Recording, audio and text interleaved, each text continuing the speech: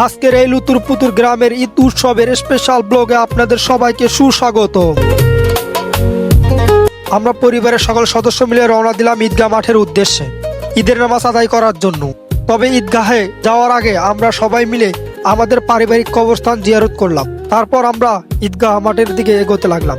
গ্রামের সরু পথ ধরে হাঁটতে শুরু করলাম। চারপাশে সবুজ প্রকৃতি, হাওয়ায় দুলতে থাকা ধান ক্ষেত, আকাশটা ছিল বেশ মেঘলা, চারদিকে হালকা বৃষ্টি বৃষ্টি ভাব।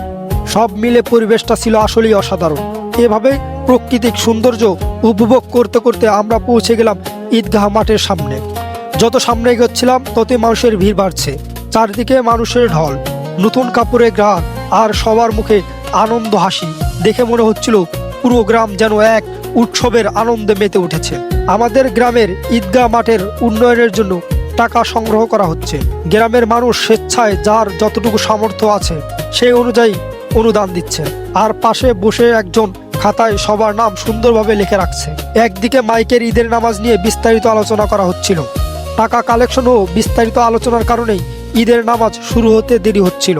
ঈদের নামাজ শেষ করে অনেকে ধীরে ধীরে মাঠ ত্যাগ করতে শুরু করছিল, কিন্তু আমরা গ্রামের অনেক ছেলেরা একটু দূরে দাঁড়িয়ে ঈদের দোয়ায় অংশগ্রহণ করলাম। তারপর সবাই একে অপরে কোলাকুলি করে ঈদ মোবারক জানালাম।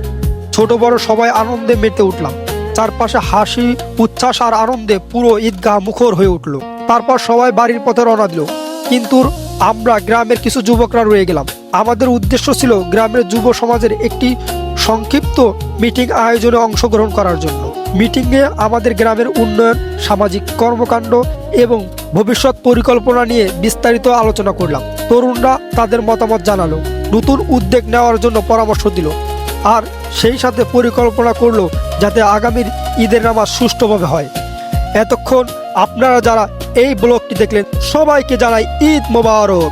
আল্লাহ হাফেজ।